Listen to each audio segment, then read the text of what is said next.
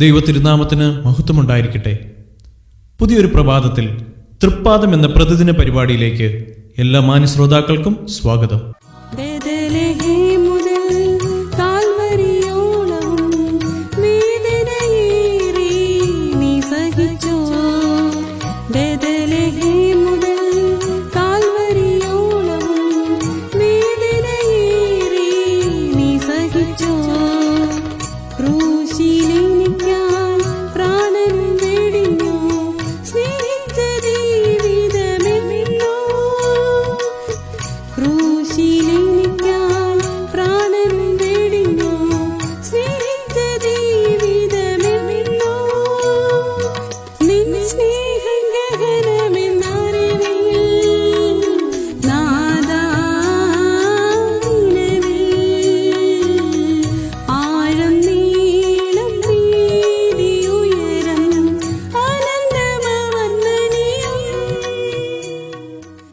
ഇന്ന് നമ്മോട് വചനം സംസാരിക്കുന്നത് സഹോദരൻ എബ്രഹാം മാത്യൂസ്, തിരുവനന്തപുരം. കർത്താവിന്റെ പരിശുദ്ധമായ നാമം വാഴ്ത്തപ്പെടുമാറാകട്ടെ. ഇന്ന് രാവിലെയും ഈ തൃപാദത്തിലൂടെ കർത്തൃപാദാന്തിയെ കടന്നു വരുവാനും ദൈവവചനം കേൾക്കുവാനും ദൈവം നമുക്ക് തരുന്ന വിലയേറിയ അവസരത്തെ ഓർത്ത് ദൈവത്തെ സ്തുതിക്കാം. ഇന്ന് ഈ വചനം കേൾക്കുന്ന നിങ്ങളെ എല്ലാവരെയും ദൈവം ധാരാളം അവിടുത്തെ കരങ്ങളാൽ അനുഗ്രഹിക്കട്ടെ. യോഹന്നാൻ എഴുതിയ 1-ാം ലേഖനം 3-ാം അധ്യായം 14-ാമത്തെ വാക്യം വായിക്കുന്നു. നാം മരണം വിട്ട് ജീവനിൽ കടന്നിരിക്കുന്നു എന്ന് സഹോദരന്മാരെ സ്നേഹിക്കുന്നതിനാൽ നമുക്ക് അറിയാം. സ്നേഹിക്കാത്തവൻ മരണത്തിൽ വസിക്കുന്നു. കർത്താവിന്റെ ശിഷ്യന്മാരിൽ പ്രധാനിയായിരുന്ന യോഹന്നാൻ ആദ്യം മുതലുള്ള ജീവന്റെ വചനത്തെ സംബന്ധിച്ചുള്ള കാര്യങ്ങൾ, ആ ജീവന്റെ വചനത്തെ ഈ ശിഷ്യന്മാർ കണ്ടു, കേട്ടു, തൊട്ടു, നോക്കി ആ വലിയ ഉറപ്പോടുകൂടെ ദൈവത്തിന്റെ ആത്മാവിൽ അവർ മനസ്സിലാക്കിയ കാര്യങ്ങൾ ഈ ലേഖനത്തിലൂടെ വിശദീകരിക്കുക. പ്രായോഗികമായ നിലയിലും ഉപദേശപരമായ നിലയിലും ക്രിസ്തുവിൽ നിന്ന് അനുഗ്രഹങ്ങൾ പ്രാപിക്കുന്ന, ആത്മീയ ഉപദേശങ്ങൾ പ്രാപിക്കുന്ന ഏവർക്കും അർത്ഥവത്തായിട്ടുള്ള ഒരു പുസ്തകമാണ് ഈ യോഹന്നാൻ എഴുതിയ ലേഖനം. ഇവിടെ യോഹന്നാൻ പറയുകയാണ്, ജീവന്റെ വചനം പ്രത്യക്ഷമായി, ഞങ്ങളത് കണ്ട് നിങ്ങളെ സാക്ഷീകരിക്കും. പിതാവിനോടുകൂടെ ഇരുന്ന് ഞങ്ങൾക്ക് പ്രത്യക്ഷമായ നിത്യജീവനെ ഞങ്ങൾ നിങ്ങളോട് അറിയിക്കുന്നു. അത് ഞങ്ങൾ കണ്ടതാണ്, കേട്ടതാണ്, തൊട്ടതാണ്. അതുകൊണ്ട് ദൈവമക്കൾ എന്നുള്ള നിലയിൽ നമ്മുടെ ഓരോരുത്തരുടെയും വിവിധങ്ങളായ ഉത്തരവാദിത്തങ്ങൾ ഈ ലേഖനത്തിൽ ധാരാളമായി കാണാൻ നമുക്ക്. ഉത്തരവാദിത്തങ്ങൾ നിർവഹിക്കുന്നതിനോടൊപ്പം നമ്മൾ ആരാണ് എന്നുള്ള ചിന്ത നമ്മളെ എപ്പോഴും ഭരിക്കേണ്ടതാണ്. ഇവിടെ യോഹന്നാൻ പറയുകയാണ്, സഹോദരന്മാരെ, നമുക്കറിയാം ഒരു പക്ഷേ നമ്മുടെ വാഴ്ത്തപ്പെട്ട കർത്താവ് ഭൂമിയിലായിരുന്നപ്പോൾ തൻ്റെ അടുക്കൽ വന്ന ശിഷ്യന്മാരോട് പറഞ്ഞതാണല്ലോ, നമ്മളെല്ലാവരും സഹോദരന്മാർ ആണ്.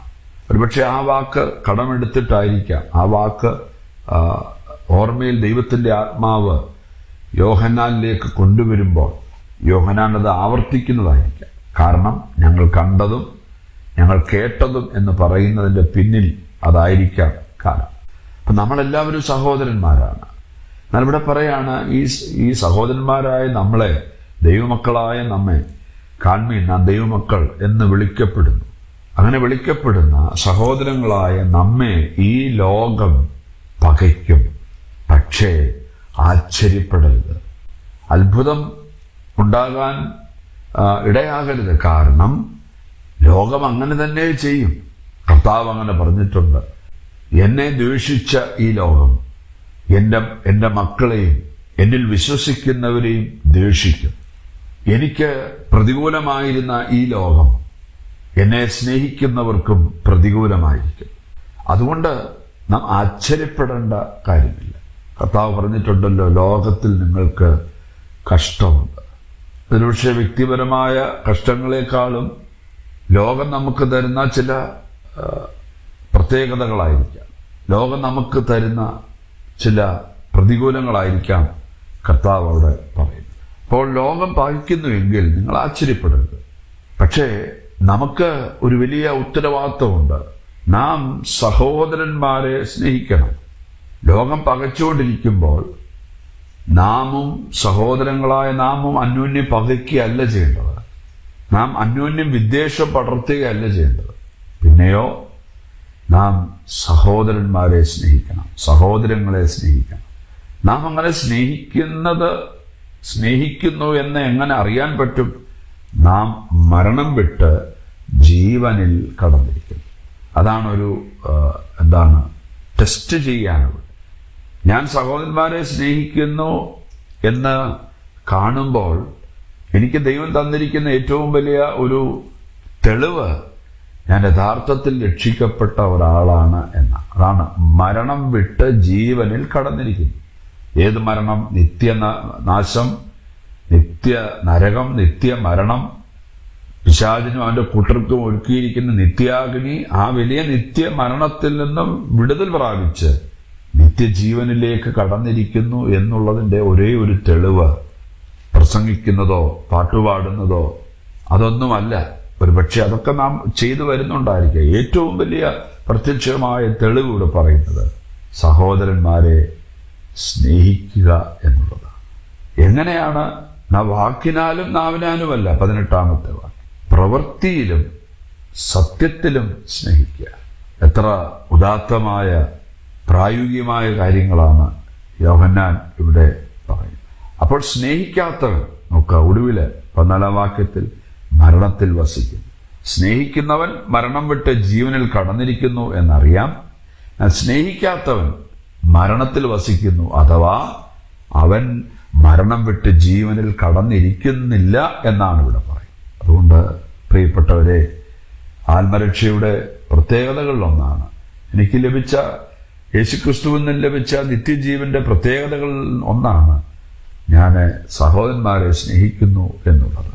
അങ്ങനെ സ്നേഹിക്കുമ്പോൾ എൻ്റെ ആത്മാവോട് പരിശുദ്ധാത്മാവ് പറയുന്നത് നീ മരണം വിട്ട് ജീവനിൽ കടന്നിരിക്കുന്നു എന്നാണ്. നമ്മളെ തന്നെ പരിശോധിക്കാം.